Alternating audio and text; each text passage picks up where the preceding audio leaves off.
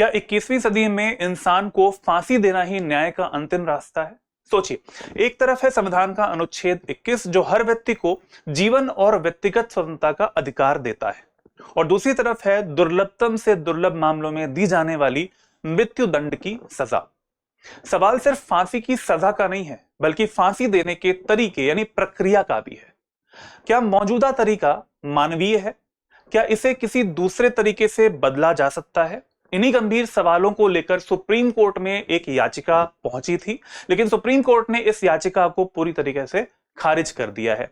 Supreme court ने क्या कहा है, फांसी की मौजूदा व्यवस्था को संवैधानिक माना गया है, क्यों माना गया है, आज हम इस वीडियो में जानने वाले हैं। आप सभी लोगों का स्वागत है, मेरा नाम है अभिषेक। और अब आगे बढ़ते हैं हम अपनी खबर पर। आगे बढ़ने से पहले बता दूं मैं कि यूपीएससी की तैयारी करने वाले हमारे जितने भी साथी हैं उनके लिए जीएस फाउंडेशन कोर्स हिंदी माध्यम में उपलब्ध है।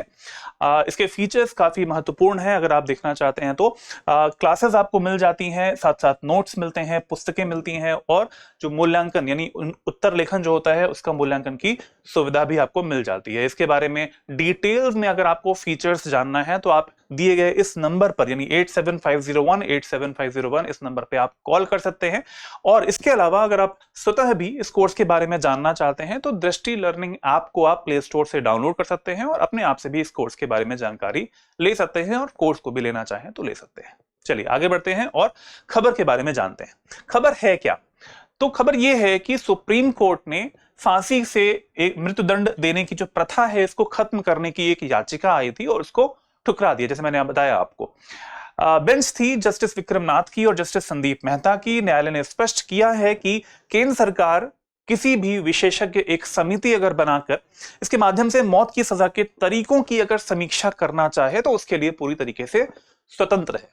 दो चीजें हैं यहां पर, एक है फांसी की सजा देना चाहिए या फिर नहीं देना चाहिए, यानी कि यहां पर आती है बात प्रक्रिया की, यानी वो कौन सा मेथड रहेगा जो कि अपनाया जाना चाहिए। लेकिन जो मेथड्स सुझाव के तौर पर दिए गए थे पीआईएल में उन्हें नहीं माना गया है, और आज के समय पे ये स्थिति है कि जो फांसी की सजा है उसे कंटिन्यू किया जाने वाला है। आगे बढ़ते हैं और जानते हैं कि नियम क्या बोलते हैं। तो सीआरपीसी के 354(5) जो हमारी धारा है, जिसे अब हम धारा 393(5) जो कि बीएनएसएस भारतीय नागरिक सुरक्षा संहिता के अंतर्गत आती है, यहां पर इसे बोला गया था कि ये असंवैधानिक है, पीआईएल में बोला गया था। लेकिन इसके अंतर्गत जो नियम है वो क्या कहता है, वो ये कहता है कि मौत की सजा पाए कैदी को मरने तक गर्दन से फांसी पर लटकाया जाए। अब यहां पर आता है article number 21, right to life and personal liberty. यहां पर बात की जा रही है कि गरिमापूर्ण प्रक्रिया तो यहां पर फॉलो नहीं हो रही है। तो यहां पर आती है बात कि इसके द्वारा मृत्यु के अधिकार को एक मौलिक अधिकार के रूप में घोषित किया जाए। तो पीआईएल में यह बोला गया है। हम जानेंगे पीआईएल के बारे में भी, यानी यहां पर आपको थोड़ा सा सोचने की यह जरूरत है यहां पर कि बात यहां पर प्रक्रिया की जा रही है। दो पक्ष होते हैं। अगर कोई मामला कोर्ट के पास में आता है, कोई भी क्रिमिनल केस होता है, तो वहां पर दो पक्ष होते हैं, पक्ष होता है, विपक्ष होता है। तो यहां पर बात आती है कि वो तरीका क्या होना चाहिए। आगे बढ़ते हैं और जानते हैं वो जो पीआईएल थी उसमें क्या बोला गया था। तो याचिका जो है उसके मुख्य बिंदु के तौर पर देखा जाए, याचिका करता है ऋषि मल्होत्रा, वरिष्ठ अधिवक्ता हैं। इनके द्वारा एक जनहित याचिका पीआईएल दायर की गई थी और यहां पर फांसी की सजा को की जो वर्तमान प्रक्रिया है इसको खत्म करने की मांग करी गई थी। लेकिन याचिका में यहां पर उन्होंने यह भी बताया था कि प्रक्रिया में कैदी को लंबे समय तक दर्द होता है और पीड़ा भी होती है, जो कि आर्टिकल नंबर 21 का पूरी तरीके से उल्लंघन है। फांसी की सजा की जगह पे हम कौन कौन से और भी मेथड्स यूज कर सकते हैं जो कि इस पीआईएल में सुझाव के तौर पर दिए गए थे। वहां पर एक आता है घातक इंजेक्शन देना, गोली मारना।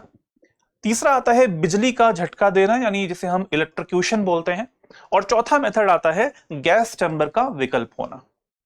यहां पर जितने भी विकल्प सुझाए गए हैं बेसिक तौर पर देखा जाए तो यहां पर जो समय है वो कम लगे मृत्यु होने में, किसी की मृत्युदंड देने में, उस पर फोकस किया गया है। अगर आप इंजेक्शन की बात करते हैं तो ज्यादा समय नहीं लगता है उसमें भी। गोली मारने पर भी अगर कोई पर्सन है तो उसकी मृत्यु जल्दी ही हो जाएगी, चाहे वो झटका दिया जाए या फिर गैस चैम्बर में डाला जाए।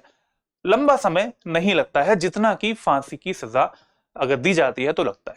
तो कितना समय लगता है, रिकॉर्ड्स में क्या है, आइए जरा जानते हैं। फांसी के माध्यम से कैदी को मृत घोषित किए जाने की पूरी प्रक्रिया में करीबन 40 मिनट का समय लगता है, 40 मिनट्स। गोली मारने में कुछ मिनटों में ही, हम जानते हैं ये चीज कि गोली अगर किसी को मारी जाती है तो जल्दी ही उसकी मृत्यु हो जाती है। इसके अलावा जितने भी और भी मेथड्स हैं, घातक इंजेक्शन देना है या फिर इलेक्ट्रोक्यूशन करना है, उसमें भी ज्यादा समय नहीं लगता है और मृत्यु जल्दी हो जाती है। जल्दी होना और जो दर्द का अनुभव होता है, अब ये कोई बता तो सकता नहीं है, जो इसकी मृत्यु हो रही है वो तो बताएगा नहीं कि मुझे इसमें इस मेथड में ज्यादा दर्द होगा या फिर इस मेथड में ज्यादा दर्द होगा। ये एक जांच कमेटी ही बता पाएगी। तो इसके बारे में क्या सुप्रीम कोर्ट ने कहा है वो भी जानते हैं आगे।